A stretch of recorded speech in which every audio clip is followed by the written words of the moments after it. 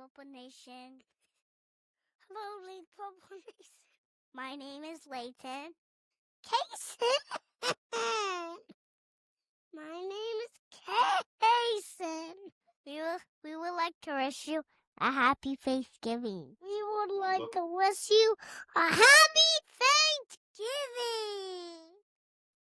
Today I'm thankful for Marley and Keaton and my mommy and my daddy. Doggies. Today I'm thankful for my mommy and daddy and my dogs and Sebastian. And Tarleton! I'm thankful for Tarleton too. Gobble, gobble, gobble, gobble. Go Texans! Gobble, go Texans!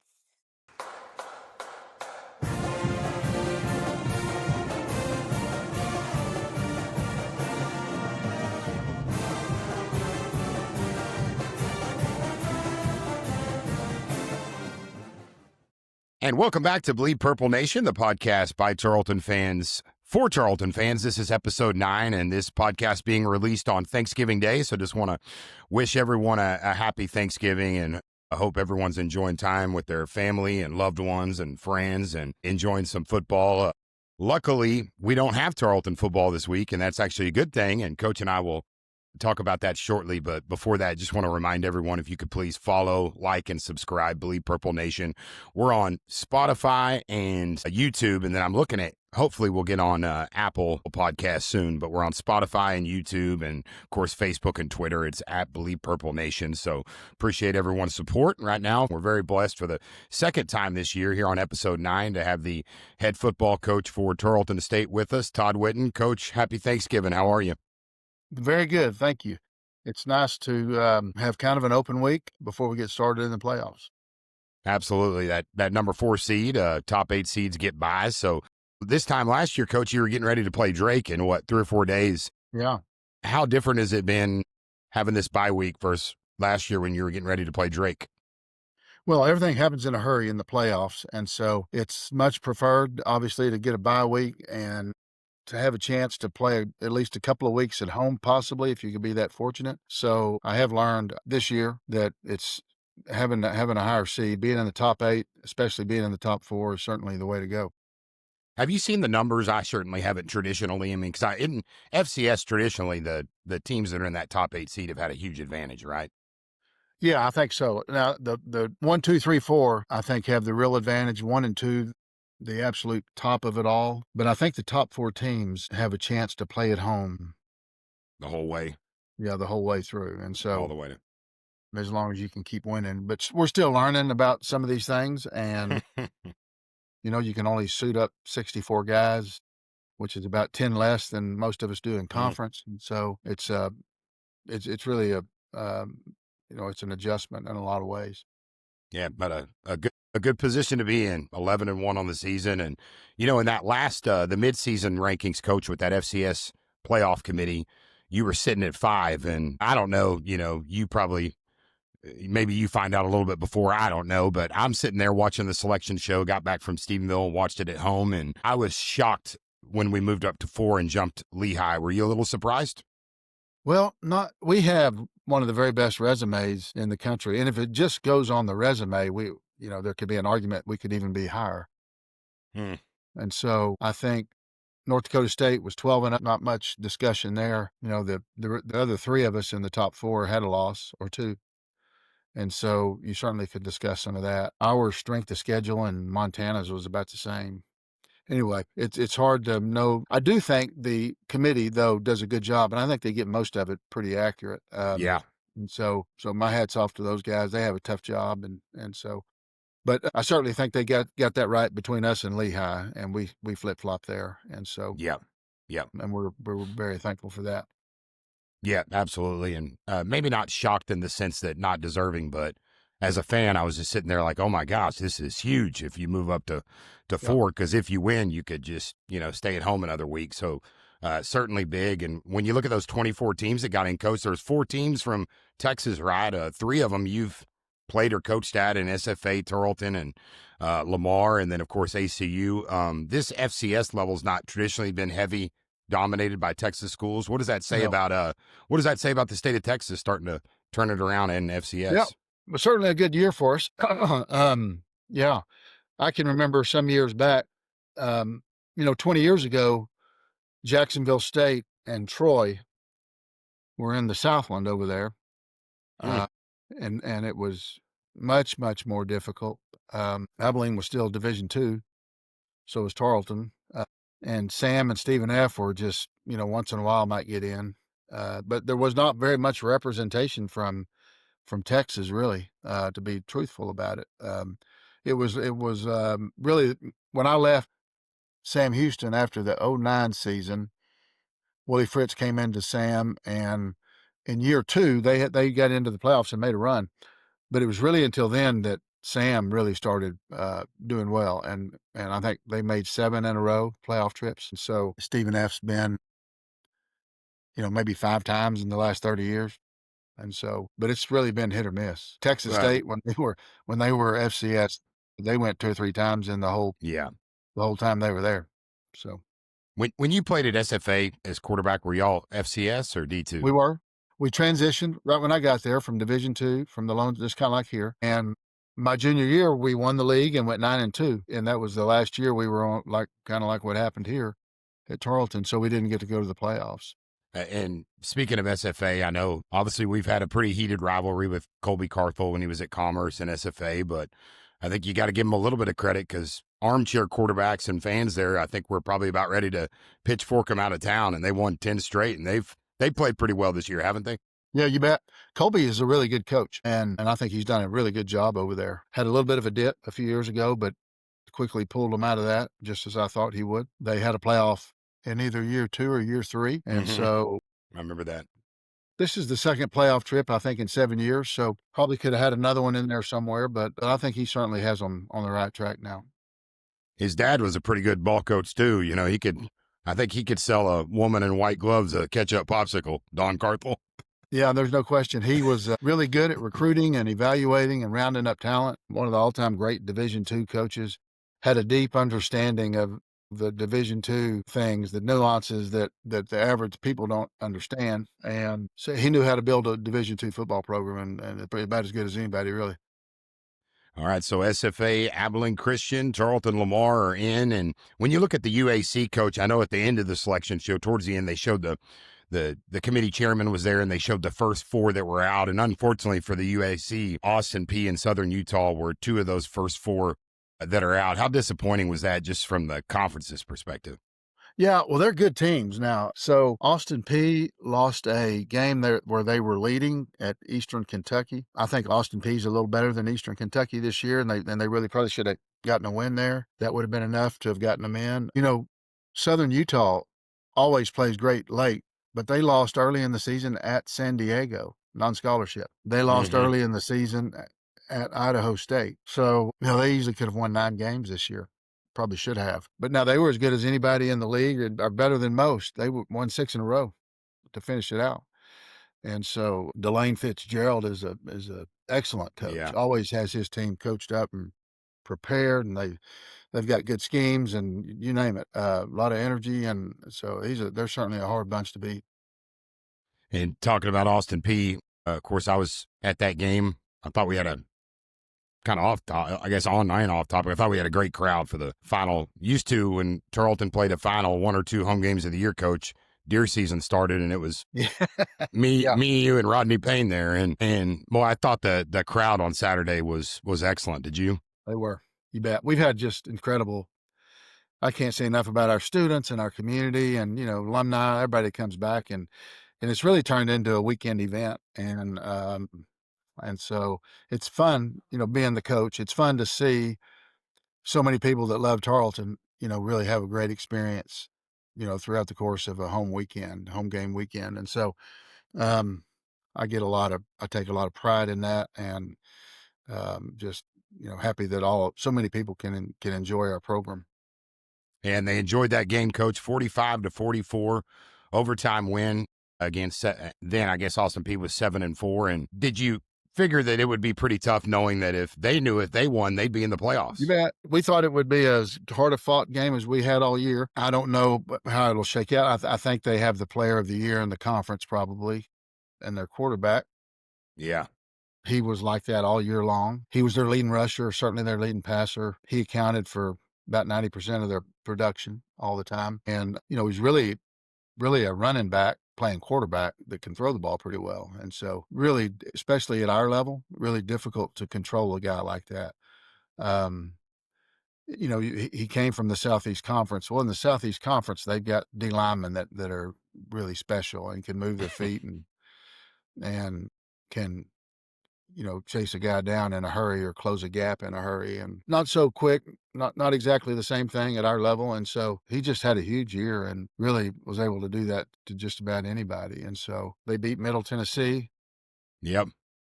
Played That Georgia wasn't close, well. was it? No, when they routed Middle Tennessee. Really, the one they'd like to have back is the Eastern Kentucky game. They were ahead just about a little bit at halftime and didn't play very well in the second half. But otherwise, they had a good year at 7-5. Like I said, easily could have been 8-4. And if that were the case, they would have been a playoff team. And how special was it? They go for two, which I'm not a coach. I don't want to be a coach, but I thought was pretty gutsy. Passes incomplete, and then everyone rushes the field, and you get to celebrate. Yeah, how fun was that? Yeah, it was incredible. I was just, not to second guess anybody, but as much trouble as we had with that quarterback, you would think having him on your team in a 2-minute and a overtime segment, and we're going to start having 2-point plays, coming up, that maybe the odds would have been in their favor had they played it on out. But yeah, they decided on the road, last game of the year, I try to make one play, get in the playoffs. And that fell our way. And we were very thankful for that win. Hard fought game. Sure. Austin Peay is really good. They were in most of the defensive categories in the top 3 all year long. So really an outstanding team. Yeah, and a great win, and caps off a 11-1 regular season, coach, a share of the UAC Championship. It's so rare to have this kind of success your second year in FCS, and I think sometimes it's a good thing, but our fans are, expecting you to have this kind of success now. How good did it feel? And just when you look back at this season, how proud of you of the team? Yeah, just so proud. So many really good players, so many fine young men. We have such a great commitment from the university. Expectations are high, but so is the commitment. And as long as you have those two things kind of running parallel, you're in a good spot. And so just, a whole lot of work has been put into this by a lot of people. So I feel really blessed. We've got good players and just an outstanding coaching staff. And so I just try to keep everybody organized as best I can and moving in the same direction. But we've got really good players, and we've got a team full of guys that love Tarleton, love football, and it's been one of my favorite years ever, I would say. Yeah, you talk about players that love Tarleton. I mean, I'm not there every day, but when I am there, you just see kids that seem very connected with the university, very passionate about, and you don't always see that. Especially transfer portal now. Some of these kids are here 1 year. I mean, they don't really care about the university, and that's certainly special. I want to talk a little bit about you. I know what your answer will be to this, but got to ask you, you're one of 15 finalists for the Eddie Robinson Award, which is presented to the FCS, Division I FCS Coach of the Year. First off, congratulations, and what does that mean to you? Yeah, so much. It's nice to be recognized, and, head coach gets probably too much credit when we win and maybe too much when we lose. I don't know, but it is, I'm thankful, when you get recognized like that as a coach, even more thankful for those players that work so hard and make those plays on Saturday. And, and they always amaze me what they might do next, and one great play after another, or bouncing back from a bad play and, making a great first down or something like that. The coaching staff is just outstanding with the way they pour into our players and the relationships that we have with them. And so, I'm in a good spot, surrounded by a lot of good people, both players and coaches. And so, but it's nice anytime, you're up for an award or something like that. Certainly I appreciate that. And yeah, like you said, really a team recognition and a team award. And talk about the coaching staff. Coach, I wanted to ask you this. Right now you're seeing so much. I don't know if it's always been like this, and you can tell me, but, Eric Morris leaves UNT. He's going to Oklahoma State, and I believe the gentleman at Montana State might have gotten the job. I can't keep up with it all, but there's a lot of shuffling happening right now. How does that affect that? Because I know you really want to put your coaches in positions if they want to be a head coach or move up. How tough is that when all that's going on, not just at Tarleton, everywhere, and you're preparing for the FCS playoffs, or UNT over here is looking at maybe the FBS deal?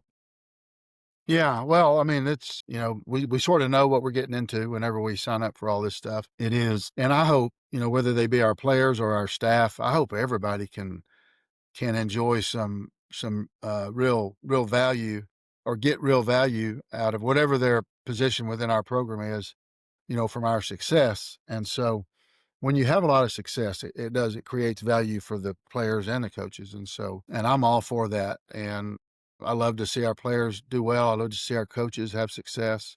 Oftentimes, even though it's can be a real hassle to have to go and hire another coach, and because if you do that right, it takes a lot of work and a lot of time. And so, but it is rewarding to see those guys and their families get the next opportunity, and it be a real promotion. And so, I enjoy seeing the folks I work with do well.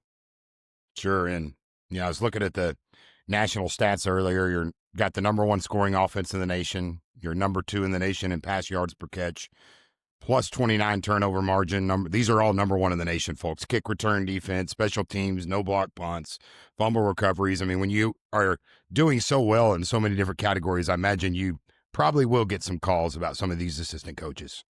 Yeah, there's probably no doubt about that. We did a year ago, and I think we kept everybody. And so sometimes it's kind of nice that they may go look around a little bit and realize they have it pretty good here at Tarleton. And so, again, back to the commitment from our university. So Tarleton State is a really, really good coaching job. And I know I'm partial, but certainly it's better than most. And Stephenville's a good place to live, and our staff and families most of the time are really happy here. And I imagine, Coach, with your experience, and you've been at different universities, and you've left Tarleton, you've been at Sam, and I imagine you're a pretty good person if they need someone that can mentor them and kind of provide them with some advice, because you've been at Tarleton now a long time, but you've also been in other schools. Yeah, no doubt. And I'll be quick to tell them if I think they're better off, staying put, as well as if it might be a good opportunity. So I like to see them make good decisions with regard to their career. I got to be careful that I don't get in there too heavy. Yeah.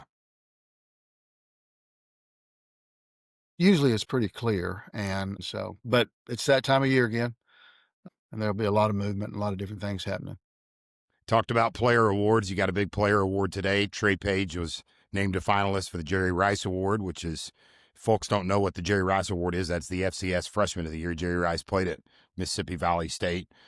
Trey got that nomination today, despite missing 4 games. How proud are you of that young man? Yeah, really proud. He's a good player, as good as there is probably in FCS. So that was quite a blow when we lost him, and we've been able to, fight through that pretty well. Such a awesome young man as well. Great family. Had some bad luck a little bit with injuries, but he's a dynamic ball carrier, and the thing he can do is hit home runs, and those are the guys that really make a difference in winning and losing. Yeah, he averages 7.5 yards per carry, which is insane. Talking about the depth of this team, when we talked 6 or 7 weeks ago, Coach, one thing we talked about is this team is just deeper at multiple positions than the team a year ago. And you get Tylen Hines back, and boy, Tylen's looked pretty good the last 2 games, hasn't he? Yeah, he's a good back, no question. It was a real blessing for our program. He dislocated an elbow, quite an injury in first quarter of the first game, and then we got him back. About 10 weeks later, 12 weeks later, maybe counting the open dates. Right when, I think it was right when Trey was going down. So, but that depth, that's important, Coach, because y'all have had a stable of workhorses at the running back position this year. Yeah, and that's always our plan. And I try to have about 4 guys that we like in that room. Certainly there's a pecking order there, but the way we play offense, the way I've played offense forever, it's really a tailback offense, and certainly we throw the ball as well. But But for us to be able to be at our best, we need a running back that can really be productive. I mean, you've always had good running backs. I mean, I remember when I was in school, there was a guy by the name of Derek Ross, and he was pretty good, wasn't he was. Yeah, we had Lamont Randall and Olin Coleman, he? Olin, Derek yeah. Ross, Chavis McCollister. But that Daniel McCants at the Division II level was pretty dynamic too, wasn't he? Great player. Yeah, could play anywhere.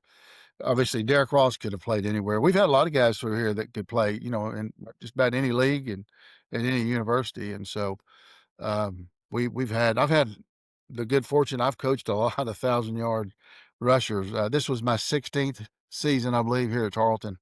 And one of these days I'm going to count back and see how many 1,000-yard guys we had. In the 2018 season, we had 2,000-yard rushers in the same backfield. Wow. Oh, that'd have been Xavier Turner. Yeah. And McCants. And Daniel. Yeah, definitely the running back position's been a strong point. Quarterback this year, I mean, obviously, Coach, you've got two quarterbacks that could play anywhere they want to play in FCS. How have you been handling it? Looks like, bringing in Greek on the short yardage, and you had a really nice throw to Hearn the other day. Talk a little bit about how you've been handling using both those guys. Well, they're just really top shelf young men. They're team guys. They want to win. Vic's been our starter. Daniel's started some games. Mm-hmm. Daniel has such a attitude towards his teammates, maybe the finest teammate I've ever coached. Daniel just worries about winning. And whatever we ask him to do, he rolls his sleeves up and works really hard to get it done. And so, we let him go out to flip the coin last week as one of our senior captains. And so that sort of speaks volumes about how we feel about Daniel. So, but to have two senior quarterbacks has been a real blessing. I think he started 4 or 5 games, won every one of them. And so the only time he came in reserve against Baylor, and we didn't win that game, but that's kind of a tough spot. Yeah, no doubt. Daniel Greek's just as good as they come. Yeah, I live in Argyle in kind of a small world. I was walking my dog. I don't have as many dogs as you and Dana, but I've got 2 Goldens, and I was walking them, and I might have had this Tarleton shirt on. This young lady stopped me and said, "Hey, did you go to Tarleton?" I said, "Yeah." And she says, "Y'all's quarterback was one of my students in high school, and he's just an outstanding young man." And she was just raving about Daniel Greek and how good of a kid he was. And I think she even came to a couple games this year. Okay. Yeah, if you've ever met him or know him a little bit, you're going to have that same thought. Awesome. Well, certainly nice to have those 2 guys. And let's talk a little bit about, so we talked about being the number 4 seed and why that's big. You're going to play the winner of, when you look at the bracket, Tennessee Tech is going to host North Dakota. And I guess North Dakota, that conference got 5 teams in, I believe. And talk a little bit, what do you know about Tennessee Tech in North Dakota, and how do you think that game could shake out? Well, 2 really good teams. We've been watching them all week. Tennessee Tech may have a little more foot speed, maybe a little more athletic. North Dakota is probably a little better at the line of scrimmage play, especially on the offensive line. They've got a great offensive line. I think it'll be just a really, really good game. They're different. And so I couldn't begin to tell you who we may end up seeing. One of them's 7-5, one of them's 11-1. My opinion is they look like it's going to be a dead even heat here, an even matchup. Certainly North Dakota probably plays the tougher schedule. North Dakota has a loss at Kansas State, 38-35. Wow. They have a loss. Montana at home, 24-23. And they have a loss at North Dakota State, 15-10. It was that close? I did not know that. They've got a good team. Yeah, that should be a really fun one to watch, folks. And you can kick back this weekend. You don't have to worry about, as much as we love to watch the Texans, you get a week off and your blood pressure can stay low, and you can watch Tennessee Tech and North Dakota, Coach, and see who will be coming December 6th at noon. And how important is it that your crowd comes out on December 6th and really gives you a home field advantage like they have so many times? Oh, it's so big. And yeah, like you said, so many times. I can't remember not looking up because, like you said, used to, deer season would hit, and the last home game or 2, there wouldn't be very many in the stands. And that just hasn't been the case in a long, long time. And probably since we've gone Division I, and our fans, our student body, are incredible. And they're loud, and they just seem to get it, and they harass the other team. Our students stand over there behind the other team. And so it has really made our stadium a really, really difficult place to play. And that's been helpful. Yeah, no doubt. And like you said, it's an experience. I remember it kind of started in 2012. They started to allow, whether you hate it or love it, they started to allow alcohol at the tailgate. And then we started having pretty big tailgates. And then when you were here, we opened the new stadium, right? And then that just accelerated it. And now going Division I think those three things like combined, Coach, and it's just exploded. And I know you're so focused on the game, you have to be, but it's like a whole weekend experience from Friday to Point to Hawk to tailgate, Point to Hawk. And I think that's one of the reasons why, I mean, as much fun as deer hunting is, that's probably a little bit more fun. At least to me, it's a little bit more fun to come there, you know? Well, last Thursday night, I left the office. It was after dark a little bit, and I drove around. I drove out by the track and the turf practice field out there where all the tailgaters are, in that parking lot. It's Thursday night, and that parking lot was full. And so they were ready for a 3-day tailgate. And whatever they're doing for 3 days, right? Yeah, they're having a good time. You probably got to get there Thursday to get. I know it's not easy to get a RV spot. That's for sure. But what a fun atmosphere! What a fun season that it has been, Coach. Before I let you go, a couple more things. It is today, is Thanksgiving. We're releasing this on Thanksgiving. So tell us a little bit about what is the. Now, I imagine, as a football coach, your Thanksgiving traditions are pretty rooted around games and playing and student athletes. But what are some of the Whitten family Thanksgiving traditions? Well, we have a new tradition now for 2 years where we have Thanksgiving with the players now. As long as we're able to stay in the playoffs on an annual basis, we'll have Thanksgiving. We're having it out at City Limits with VW, and they do such a great job with the food and the hospitality. But oftentimes we will, over the years, Dana and I have gone to the movies on Thanksgiving night. Oftentimes you can find a movie theater somewhere that's up and running, and so we've kind of enjoyed doing that. And, you talk about Dana, and who I know very well, is a fantastic lady. And we talk a lot about coaches and student athletes, but what about the sacrifices that coaches, wives and spouses make throughout the year? It's incredible. And unless you've been in the middle of that, you'll have no idea. But such long hours, everything's such a roller coaster. Some weeks are really good, some weeks are really bad. Now, this has been a unique year in that we won every game but one, but it can be very, very tough. And so being a coach's wife, college football coach's wife, is difficult. And it's also, I think a lot of days it's probably nothing better, but there's a lot of hard days as well, a lot of long hours. We work, we travel. And so I know I'm thankful for Dana and the support that she gives me. And back to football real quick. I forgot to ask you about this, but plus 29 turnover margin, Coach. I've never heard of anything like that. Just how big has that been, and what do you attribute that to? Because have you ever been a part of a team that was plus 29? No. Now, last year we were something still pretty impressive. It wasn't plus 29, but it was plus 20 maybe or something. And so that's one of the keys to having a really successful program. You got to take care of the ball, and you got to really emphasize turnovers and make that a priority. And we have a good pass rush, so we keep the quarterback kind of off of his comfort spot, if you will, and able to create some bad throws. That certainly helps. We're very athletic in the secondary. That always helps. Coach Nix does a great job of mixing in man and zone. You usually get more interceptions into zone coverage than you do into man coverage. So you got to mix those up. But Coach Nix has been here. This is 4 seasons. And really all through these 4 seasons, we have really done a great job. He's done a great job with our defense, in particular, being a defense that turns people over. In special teams, Coach Walton was a really good coach when he was at Eastern New Mexico. He's been a really good coach at a lot of places. And sometimes people overlook special teams, right? Yeah. I mean, if you're bad at it, people don't. But right now, you're number one in the nation, Coach, in kick return defense. Yeah, and we have been really good in the kicking game all year long. And so it's easy to see if you get a punt blocked or if somebody returns something on you or something bad happens, it really sticks out. But my idea about a good kicking game is to go all the way through the game and have hardly anybody notice it. And after the game, maybe in the press conference, doesn't even get brought up. And to me, that's when it's done perfectly.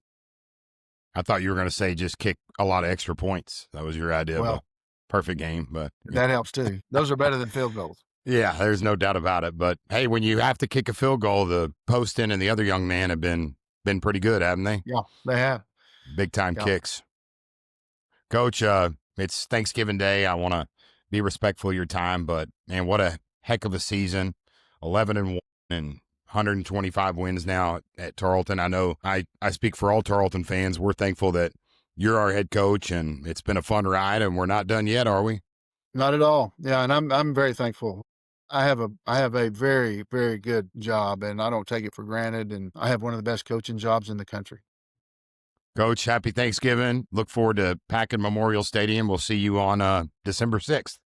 Very good. Thank you. Happy Thanksgiving.